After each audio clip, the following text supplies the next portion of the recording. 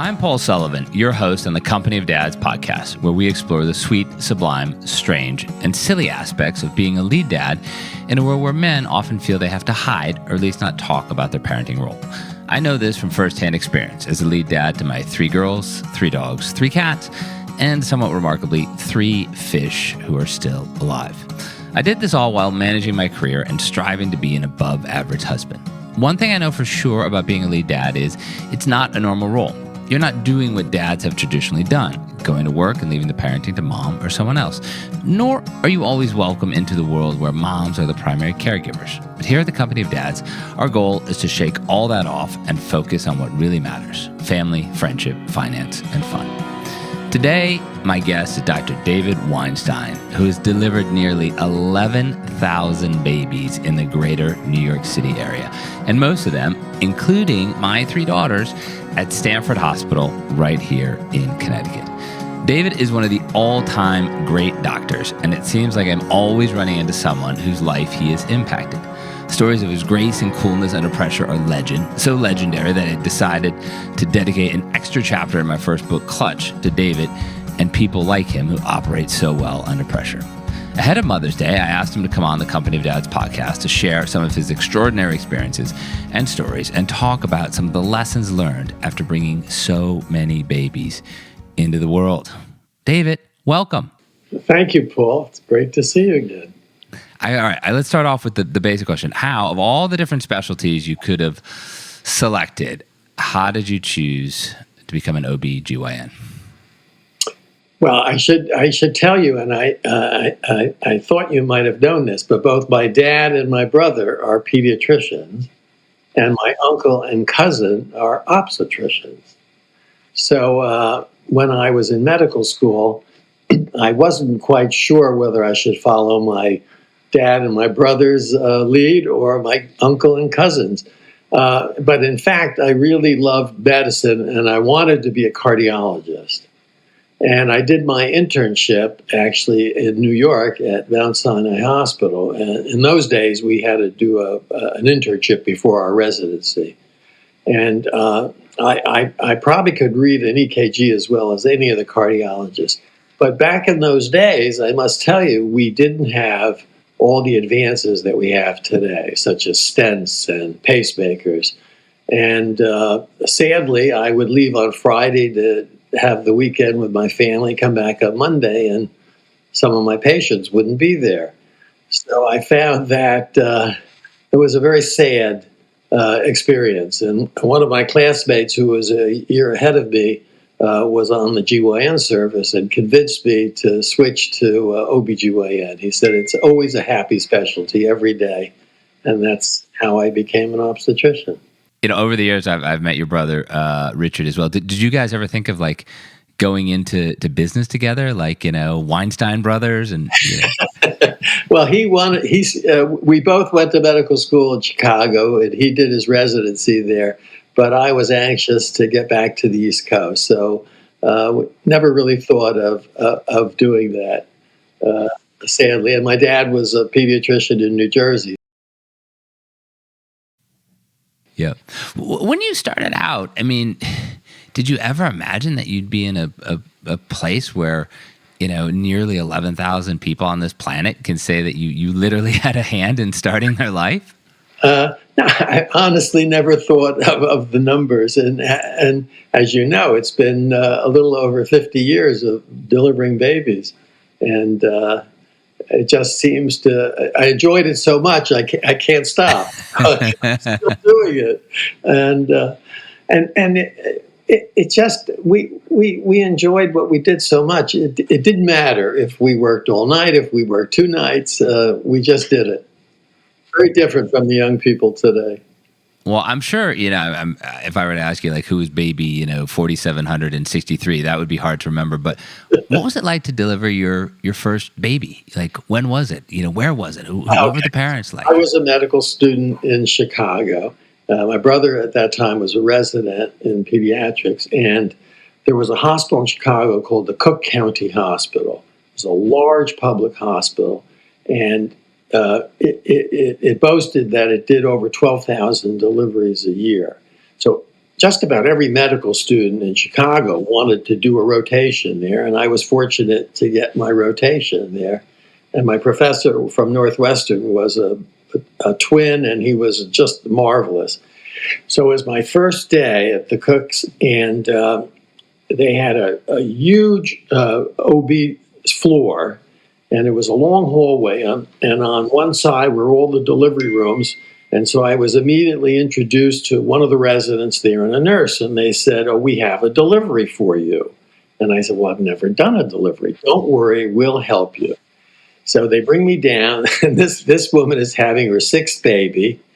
And, of course, husbands weren't allowed in the rooms in those days. Yeah. And they said, "Now this." At least they gave you an experienced mother, so like she could probably have coached you along too. If this is number 6, I did it all. I was a bystander, but I did deliver the baby, and I tell everyone this story because the baby was almost 14 pounds, and it was my first experience delivering a baby, and she did it essentially by herself.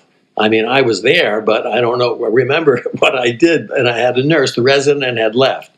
And I said, "This is fantastic," and it helped me choose a career in OB eventually. Well, I'm just saying, good thing, David.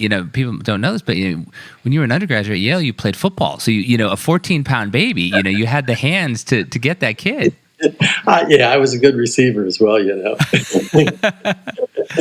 Oh, boy. How many parents, over the years, how many parents have wanted to know the gender, whether they're having a boy or a girl? Well, remember, for years and years and years, we had no way of telling. It wasn't until ultrasound began, which actually started up in New Haven at Yale, that we had the ability to actually see the gender. And now today, we have a blood test that we can do very early in the pregnancy that tells us both the gender of the baby and the chromosomes of the baby. So I think today, I would say more than 70% of parents want to know. But what they do today, which is really rather cute, they have these reveal parties. So they invite all their friends and families, and they have a party, So, but in the old days, nobody had a clue what they were having. That's funny. Yeah. When you think, people, you have 4 kids of your own. You have a daughter and 3 sons. Who'd you trust to deliver them? Well, my first, I was, as I said, I was an intern at Mount Sinai in primarily medicine, and my wife said to me, "Is there any chance that I could be pregnant?" And I said, "No, of course not." I said, "Well, let's go to the doctor." So one of the great obstetricians at Mount Sinai called and said, "Would you mind seeing my wife?" And he said, "I understand you're in the medicine department." And I said, "That's correct." He said, "Well, that's good because your wife is 14 weeks pregnant." So it didn't deter me. But anyway, we had our first child at Mount Sinai, and it was a wonderful experience. Dads could not be in the delivery room. Well, but what about you? Did you get a special dispensation to be in there? No. It wasn't until I switched down to Cornell Law where I did my residency. Now as an OB resident, they let me come in with the boys. So that was, and again, knowing the obstetricians there, I had the advantage of selecting somebody that was exceptional. But there were so many good obstetricians. They were really outstanding. What was it like when they let you in when you're at Cornell Law? What was it like to be, the dad in the delivery room who also happened to be a doctor who did that for a living? Fortunately, everything went very well. And in those days, rarely did anybody have medication. It was all natural.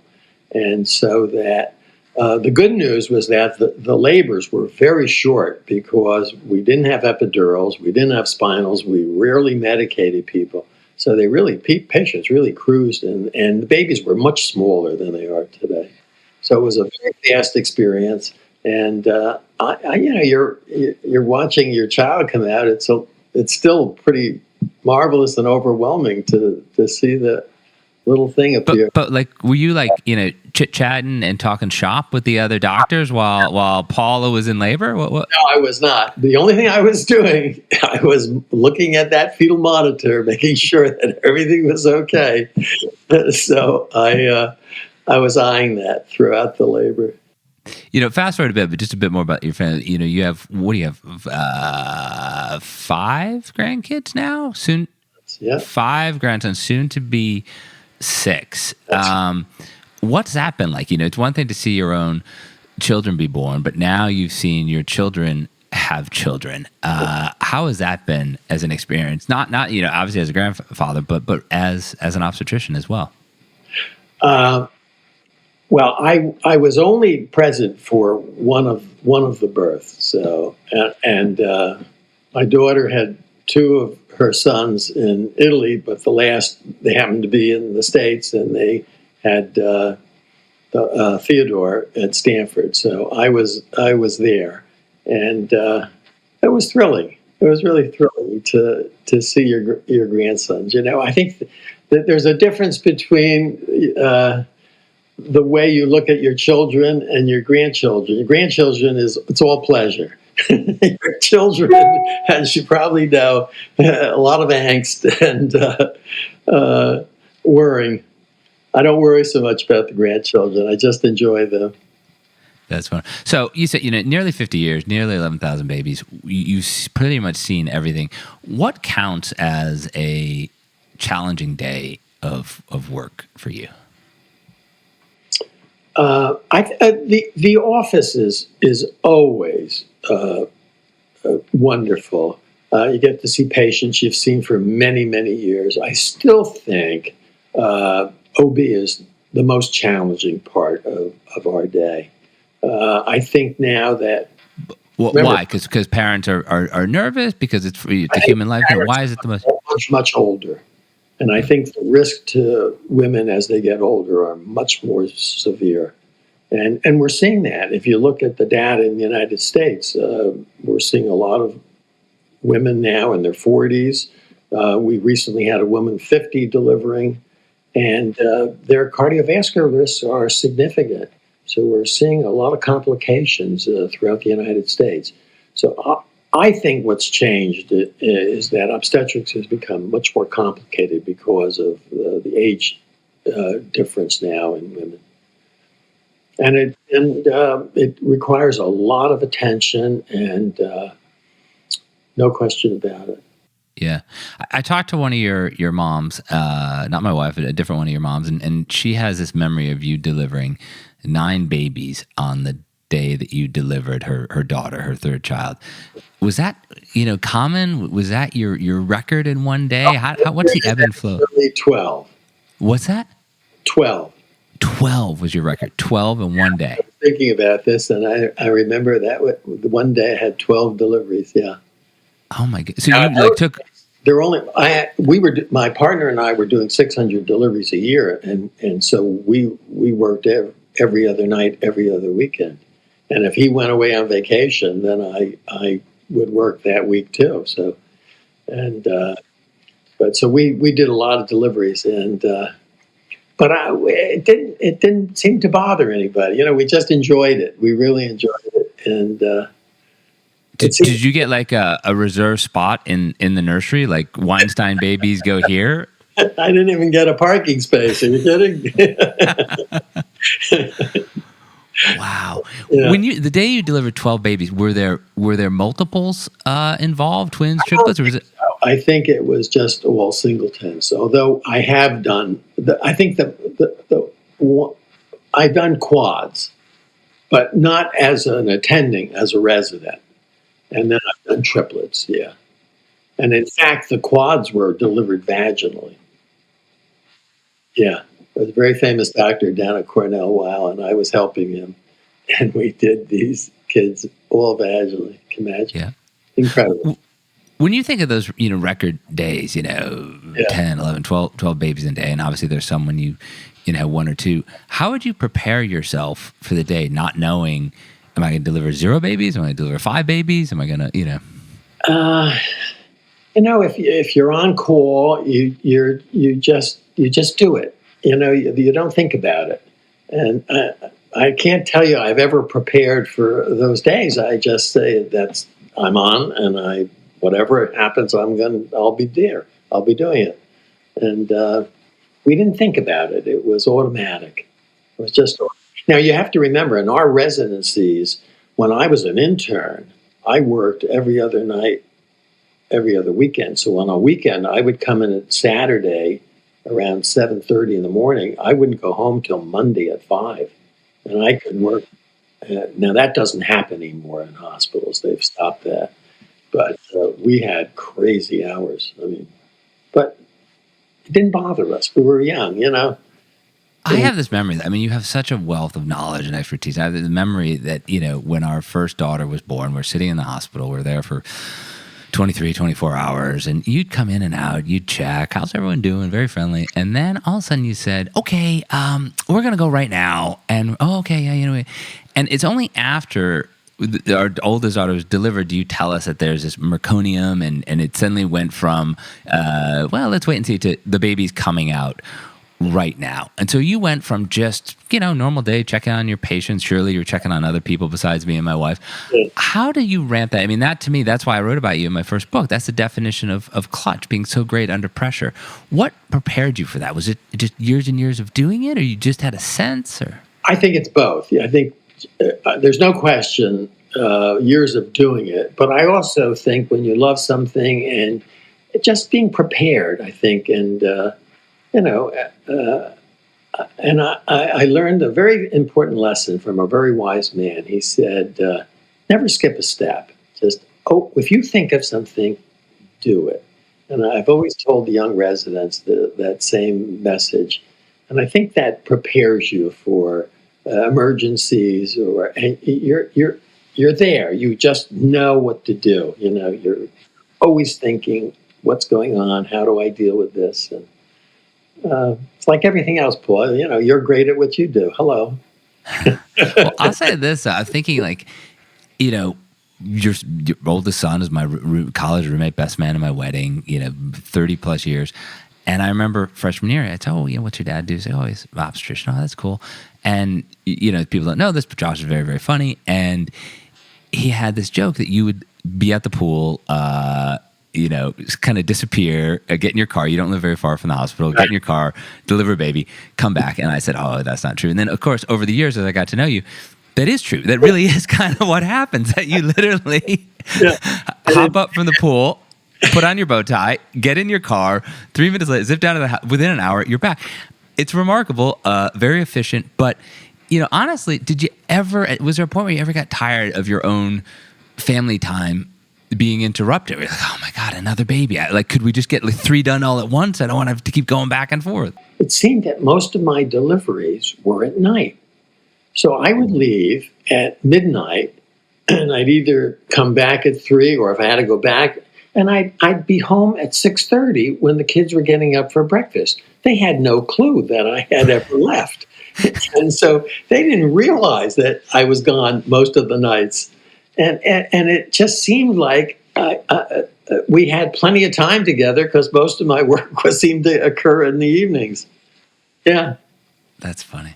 Yeah. When you think about, things that happen that the average person wouldn't know about in the delivery room, what are the most difficult things that happen in that delivery room as, you're waiting for the baby?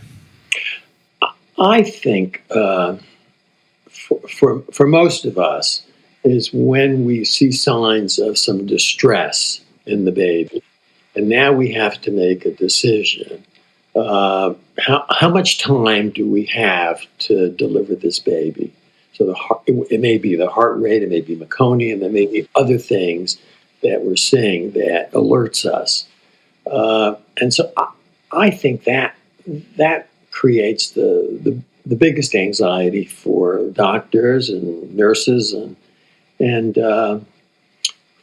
fortunately, I've always had marvelous nurses, marvelous departments, and the nurses at Stanford over the years have been outstanding.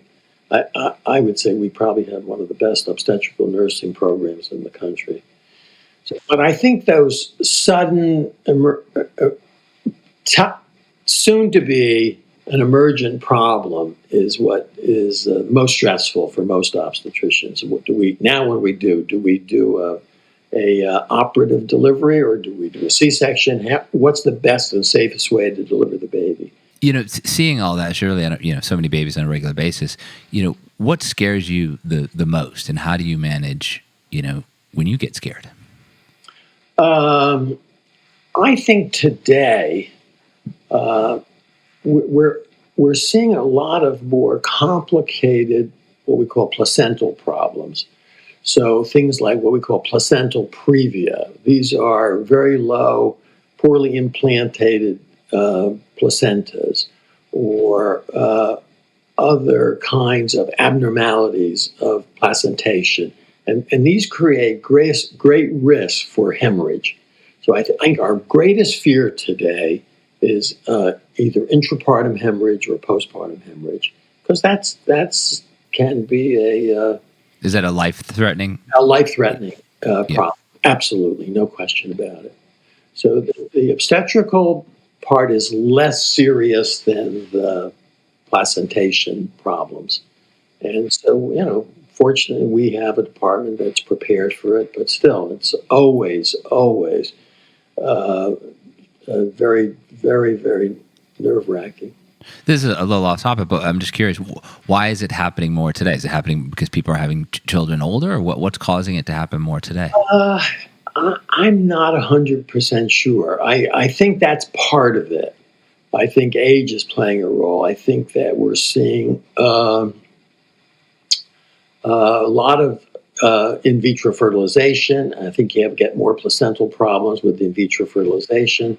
I think we're seeing patients who have serious hypertension, so we're seeing a lot more complications related to that. It's just so much more complicated, I think, today because of age. Yep.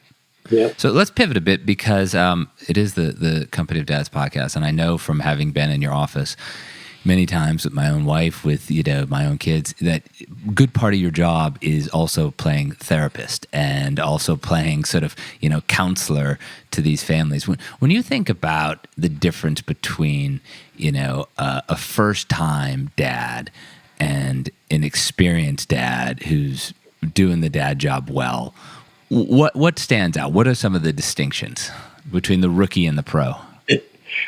I think that first-time dad is very, very frightened and nervous, and not only because he doesn't know what to do with a new baby, but I think also because he's concerned about his wife and her health and her aches and pains, and all of a sudden she gets a pain. Oh my God, is that a contraction?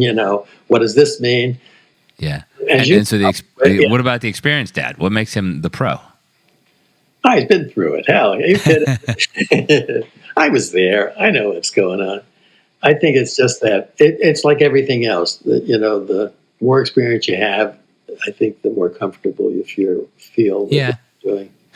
But beyond experience, when you see like a father who just knows what it's going to take to be a good dad and a good husband or partner, are there qualities that stand out, or qualities that are going to make that person a good father? I don't know if I can really tell when I meet somebody for the first time, because remember, 90% of the time the dads are not coming to their appointments, so I see them usually on their first appointment, or when they do an ultrasound, and then in labor and delivery. So I'm not sure I really can answer that question. You probably are better. Well, I'm wondering, so do I get extra points? Because I think, at least for the first two, I attended all the appointments. Are you kidding? The third one, I probably missed a few appointments, but that's because I was experienced. I was a pro dad at that point. Yeah, that's right. I think it's harder today. I think today you have both parents working, so I think that makes it more complicated. When in the old days, most women were home and the dads were doing the working. So it was a different dynamic, I think. I have to believe that with both working dads and working moms, it's a lot more difficult. And I think that both are sharing in that burden of raising children. I think they probably do it better too. I mean, along those lines, and have you seen big changes in moms, like what it's like to be a mom over your nearly 11,000 babies? Oh God, I think it's hard today. Just about every one of our patients is working now. So I mean, to balance work and kids and husbands and family and everything else, it's remarkable that women do it so well. They really do it seamlessly, it seems to me. I think much better than men, I have to tell you. There's no question, except for you, Paul. There's no question in my mind. And they just don't complain, And pretty remarkable. Our women are pretty terrific. Let's say, I'm just kind of spitballing here, if nearly 11,000 babies, sort of allowing for some, multiple births, or families like mine where we've had, 3 kids, say you've interacted 8,000 families, is there things that stand out from those families that have, been able to succeed and stay a really good, cohesive family, and versus those families who might have struggled? Are there any things that stand out there? I don't think I can answer it. I'm not sure I can answer that because I don't interact with the fathers or the families. I'm really 99% of the time just interacting with mom. So she comes back for her yearly exams. So I don't really get the sense of the whole family. It's a great question. I think I should ask my brother, who's a pediatrician. I think he probably could answer that question better, because he probably sees more of the dynamics of the family than I do. I'm very nearsighted because I'm just looking at the mom, and she'll come in for annual exam, things of this sort. I don't get the whole sense of what's going on with the family at that time.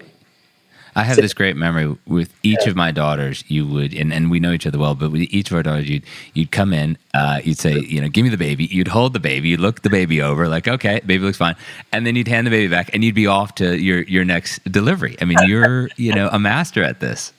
Oh, well, that's nice of you to say. Thank you. I think medicine has changed today, and I think it's sad what I see is going on. We're becoming very institutionalized. As you know, at our hospital, we have about 750 doctors. I would say at least 650 work for the hospital.